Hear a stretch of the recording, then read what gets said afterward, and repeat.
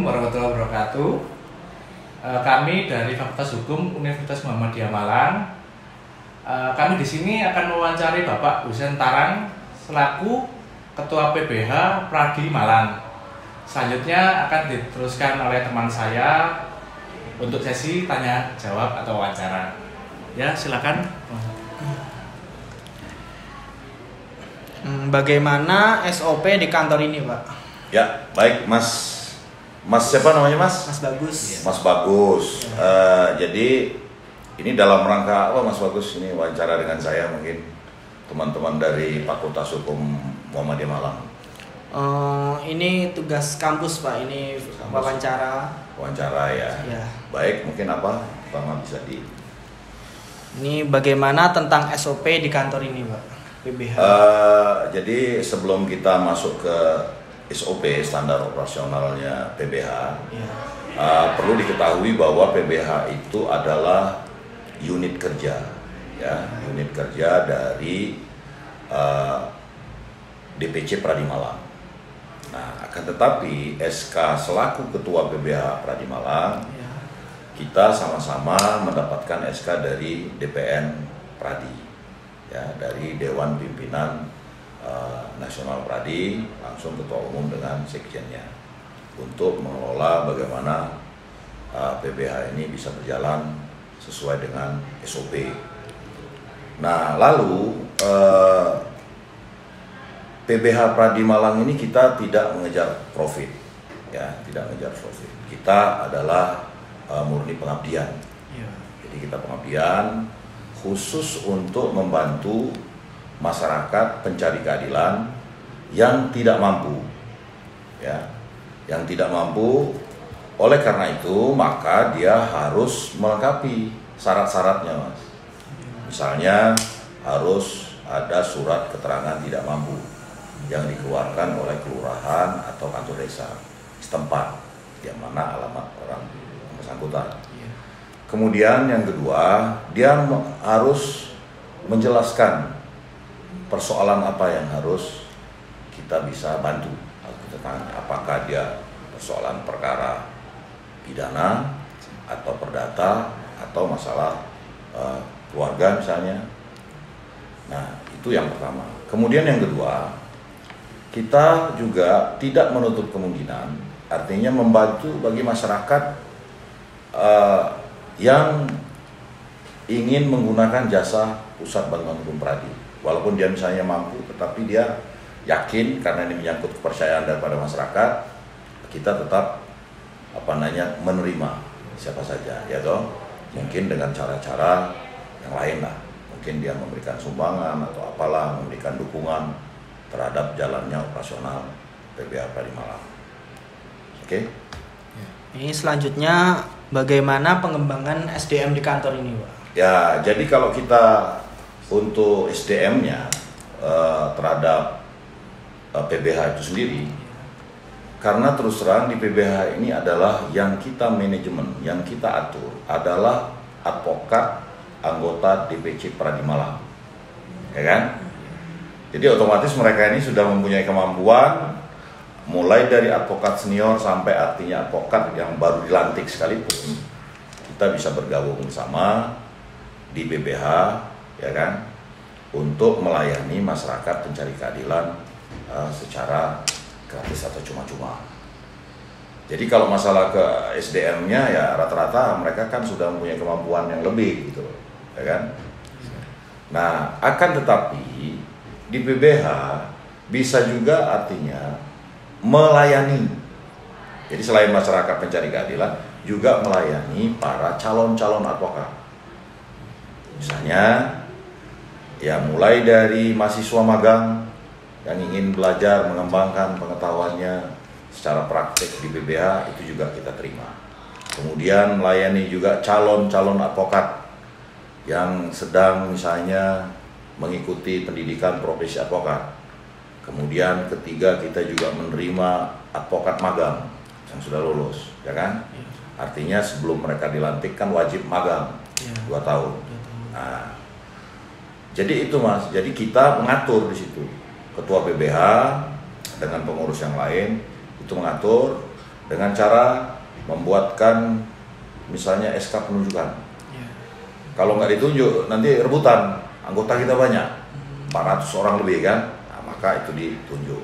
Misalnya dalam satu perkara kita coba antara 3 sampai dengan 5 orang, sekaligus dengan advokat magang. Jadi dia udah ikut terjun di lapangan dalam hal penanganan perkara. Saya kira selanjutnya mungkin ada yang lain. Pertanyaan selanjutnya tentang ini Pak, tentang pendirian proses pendirian kantor. Ya. Baik, jadi kalau misalnya pendirian dari Pusat Bantuan Hukum Pradi Malang, itu kita menginduk langsung ke DPN. Jadi seperti yang saya jelaskan tadi, bahwa PBH itu adalah unit kerja Pradi, ya. Jadi dia SK-nya itu mulai dari sejak tahun 2009 kalau nggak salah didirikan PBH ini. Sekarang sudah berusia lebih kurang 13 tahun PBH. Jadi kemudian PBH itu nanti bisa juga mengajukan verifikasi kepada Menkumham dengan syarat-syarat yang harus dipenuhi, ya, seperti misalnya selain pengurus yang sudah berdasarkan SK, kemudian harus ditunjuk oleh ketua PBH advokat tetapnya, minimal misalnya 1-3 orang advokat tetap. Kemudian juga ada paralegalnya. Kemudian kita menunjuk salah satu staf keuangan misalnya, staf administrasi, dan staf pemberkasan. Itu yang khusus yang ada di kantor. Nah, tetapi kalau dalam hal misalnya pengembangan apa segala macam penunjukan advokatnya, maka seluruh anggota advokat Pradi wajib untuk melaksanakan pendampingan secara cuma-cuma atau pro bono kepada masyarakat pencari keadilan, minimal 1 perkara dalam 1 tahun. Gitu. Siap, terima kasih Pak. Pertanyaan selanjutnya mengenai itu Pak. Tadi kan sudah dijelaskan mengenai ini di sini menerima magang advokat dan lain-lainnya Pak ya. Ya. Di sini pertanyaannya tentang open recruitment Pak. Apakah termasuk gimana ya? Di sini ini tempat magang apa yang magang di sini didahulukan masuk di sini apa gimana itu Pak ya? Ya, baik. Jadi prinsip karena kita terbuka untuk masyarakat luas dan kita juga terus terang tidak pernah memasang iklan atau pemberitahuan, pengumuman atau apa untuk menerima magang dan sebagainya. Yang jelas di sini kita seperti yang saya jelaskan tadi, kita menerima itu. Mau magang, mahasiswa, mau advokat magang, mau yang PKPA, mau belajar di PBH ini kita siap. Artinya siap menerima. Nah, lalu bagaimana caranya? Kalau mau bergabung artinya mau belajar artinya di PBH. Ya pertama kan harus mengajukan surat permohonan. Di surat permohonan untuk ikut magang di PBH Pradi Malang. Ya. Kemudian dia harus melengkapi misalnya kalau mahasiswa pengantar, ya toh, dari kampusnya untuk magang di sini dengan jangka waktu berapa lama kan begitu. Nah, jadi kita terima. Kalau misalnya advokat magang juga seperti itu, jadi dia harus melampirkan juga ijazah terakhirnya S1 hukum, kemudian dia sertifikat PKPA-nya, ya kan, sudah lulus ujian advokat misalnya. Nah, setelah 2 tahun, nanti Ketua PBH Pradi Malang dapat memberikan rekomendasi bahwa advokat magang yang bersangkutan bersiap untuk dilantik menjadi advokat. Nah, lalu bagaimana dengan mahasiswa magang? Sama, setelah kita didik, dilatih, berpraktek, ya kan? Bagaimana artinya ilmu hukum yang selama ini kita pelajari, kita lihat di lapangan, ya kan, secara nyata, bagaimana itu misalnya sidang pidana, sidang perdata, bagaimana susunannya, bagaimana cara memberkasnya, itu semuanya dipelajari di sini. Nah, jadi memang mahasiswa dituntut untuk lebih aktif kalau di PBH, karena terus terang mungkin selama ini Mas Bagus ini kan sudah pengalaman bagaimana artinya magang di kantor PBH, karena orang-orangnya tidak bisa setiap hari datang ke PBH, karena ini adalah lembaga pengabdian, ya kan? Kalau hari-hari kerja yang lain dia mungkin kerja menjalankan profesi masing-masing, kantornya masing-masing, kan itu yang terjadi.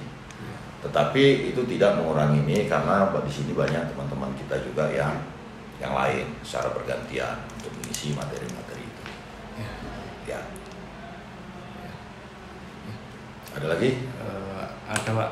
Selanjutnya ini target kami yaitu cara mencari klien Pak. Baik. Nah, saya sampaikan bahwa secara umum, ya, advokat, ya, apakah itu advokat di PBH, advokat di kantor, advokat sendiri atau di rumah dan sebagainya, profesi kita ini kan adalah profesi mulia, officium nobile, ya. Jadi kita nggak mungkin mencari perkara pidana, misalnya mencari pencuri, mencari, kan nggak mungkin lah, mencari perkara ini sengketa tanah, kan nggak mungkin. Artinya kita dalam hal ini di PBH, khususnya di PBH, kita tidak pernah mencari perkara. Akan tetapi masyarakat, ya mungkin informasinya dari mana, dari sekarang kan sudah canggih, ya dari medsos, dari teman, mungkin dari mulut ke mulut mereka mendapatkan informasi bahwa di sini adalah pusat bantuan hukum yang siap memberikan bantuan hukum secara cuma-cuma atau gratis, ya. Nah, jadi kalau ditanya misalnya bagaimana mencari, ya tidak pernah mencari. Kita tidak pernah mencari perkara, ya. Akan tetapi masyarakat pencari keadilan datang ke kantor, ya, atas dasar referensi atau Mas Bagus atau siapa yang mengetahui ada masyarakat mengalami persoalan-persoalan hukum, itu diarahkan kepada PBH. Nah, lalu bagaimana caranya? Sama, mereka juga mengajukan permohonan permintaan bantuan hukum. Itu ada formulirnya yang sudah kita siapkan.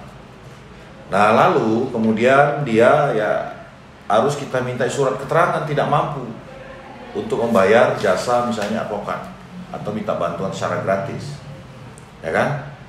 Nah, setelah dia masuk, kita pelajari kasusnya, lalu kita buatkan surat kuasanya, lalu kita daftarkan kuasa itu, misalnya apakah di pengadilan, di Polres, kejaksaan, itu bisa langsung kita dampingi atau kita laksanakan. Nah, jadi kita tidak pernah mencari perkara, ya. Tapi kita siap melayani masyarakat yang berperkara, yang dia tidak mampu, tidak mengerti persoalan-persoalan hukum. Jadi tidak usah ragu. Artinya datang ke PBH ini tidak usah ragu, nggak dilayani. Anggota kita banyak.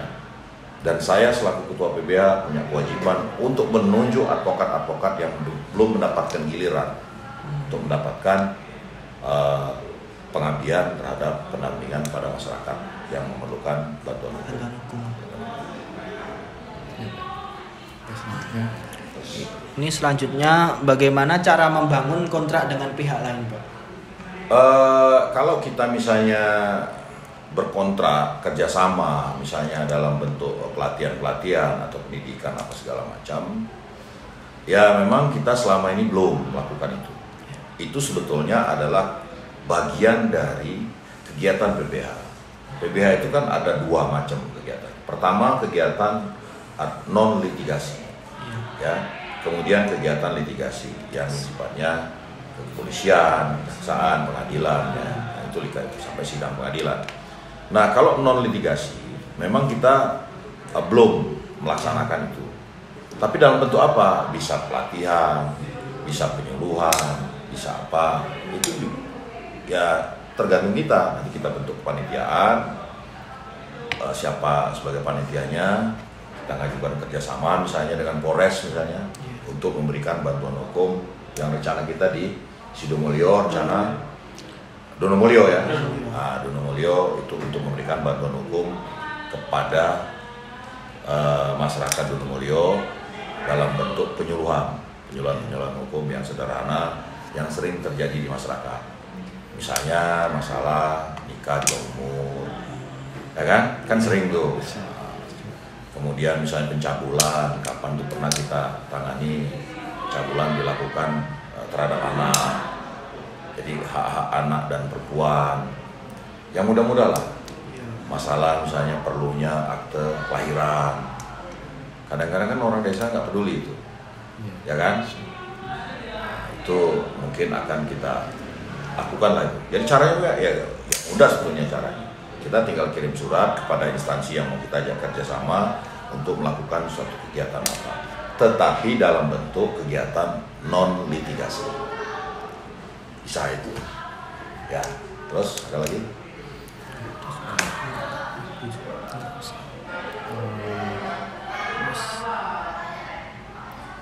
Begini Pak, untuk melengkapi target kami Pak ya di sini kami menanyakan tentang bagaimana Pak solusi jika ada pegawai di sini di kantor PBH Pak, semua ada konflik gitu. ada konflik Ada konflik atau ada yang bertikai dalam kantor ini Pak. Ya, Itu aja, Pak. baik. Kalau misalnya di PBH itu insya Allah untuk pegawai karyawan itu tidak ada masalah ya, karena tidak ada yang dikonflikkan. Nggak ada duitnya tuh. Iya, Orang suka ribut itu kan kalau ada duit, misalnya rebutan Iya. honor atau Iya. apa segala macam. Kalau di sini kan nggak ada, tidak perlu diributkan. Paling yang membuat kita misalnya terjadi selisih paham dan lain sebagainya itu mungkin merugikan rekannya sendiri, itu masalah tenaga. Misalnya sudah ditunjuk advokatnya 5 orang, tapi yang sidang 1 orang itu saja. Nah, dompleng nama. Oh, aku sudah pernah menangani perkara kan gitu dong. Tapi hanya tercantum di dalam surat kuasa saja, tetapi dia tidak pernah terjun di lapangan.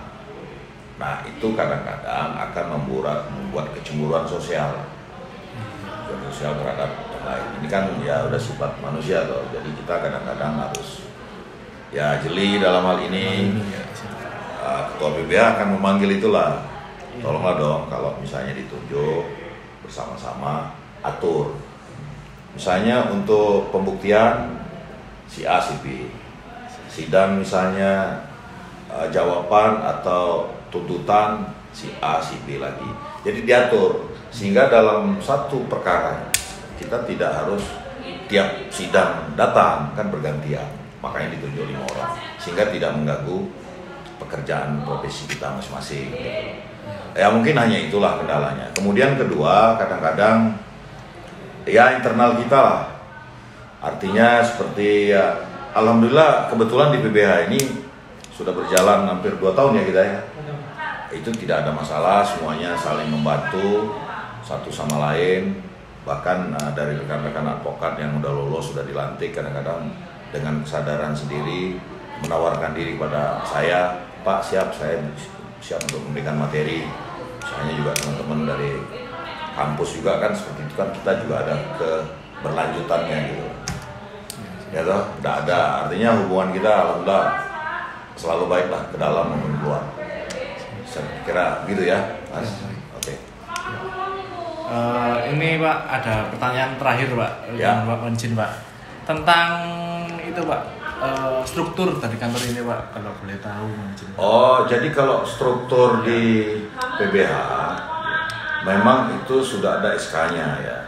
Di PBH ini mulai dari Dewan Penasehat ya, kemudian dari pengurus harian, Dewan Pengurus Harian PBH, mulai dari ketua saya sendiri, ada sekretaris, ada bendahara, sekretaris 1, sekretaris 2, bendahara 1, bendahara 2, kemudian dibantu dengan bidang-bidang. Nah, ini mungkin bisa dilihat nanti teman-teman. Ada pengelolaan pro bono, ada organisasi, pengembangan, advokasi dan riset, kemitraan, kampanye dan lain sebagainya. Ini ada bagannya, mungkin bisa dipelajari nanti. Nah, tetapi dalam hal mengelola manajemennya kadang-kadang ya biasalah, karena ini sekali lagi saya tekankan, ini adalah unit kerja DPC Pradi yang non-profit. Jadi kadang-kadang ya yang bekerja ya orang itu saja, jangan suka nebeng-nebeng namanya. Kalau saya memang gitu Mas, tak bilangnya nebeng-nebeng ya. Faktanya juga nggak jarang ya diundang apa, kadang-kadang sulit. Itu aja wajar saja lah. Ya. Karena saya sampaikan dari awal tadi, ini adalah bantuan hukum secara cuma-cuma. siap. Jadi wajar, harus dimaklumi ya kan. Ya, siap Pak. Tapi banyak juga yang mau mengabdi, yang memberikan bagi pengalaman, bagi ilmu di sini juga banyak. Di sinilah tempatnya PBH. Jadi untuk advokat-advokat yang ingin mengabdikan, mengamalkan ilmunya atau apa yang bisa di. Dan ini luar biasa, sudah berapa angkatan kita, ya kan? Ya. Untuk magang advokat maupun mahasiswa. Saya kira demikian Mas. Ya, Oke. saya kira cukup pertanyaan hanya itu saja Pak. Ya, oke. Terima kasih Terima kasih. atas ilmunya juga informasinya. Sekian sudah sesi wawancara dari kami. Terima kasih. Wassalamualaikum warahmatullahi wabarakatuh.